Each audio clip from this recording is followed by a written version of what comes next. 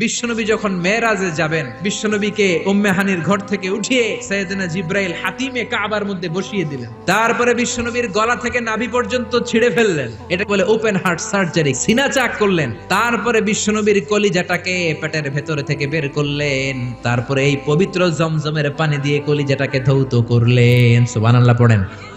প্রতি বছর লক্ষ লক্ষ হাজী সাহেবানরা আল্লাহর ঘর জিয়ারতে যায়। সৌদি ধর্ম মন্ত্রণালয়ের রিপোর্ট অনুযায়ী 2016-এ হাজির সংখ্যা ছিল মোট 19 লাখ। প্রতি বছর এভাবে হজ করছে। তারা যখন চলে এসেছে প্রত্যেকে 5 লিটার করে জামজামের গ্যালানের পানি নিয়ে এসেছে। প্রতিদিন 2 লক্ষ করে মানুষ উমরা করতে যায়, 5 লিটার করে গ্যালানকে গ্যালান পানি নিয়ে যায়। লক্ষ লক্ষ মানুষ কিয়ামত পর্যন্ত এই জামজামের পানি দূর দূরান্তে তাদের দেশে নিয়ে যাবে। কিয়ামত পর্যন্ত এত পানি পানের পরেও এই জামজামের কুয়ার পানি 1 ইঞ্চিও নিচের দিকে নামবে না। চিল্লায় বলেন আল্লাহু আকবার।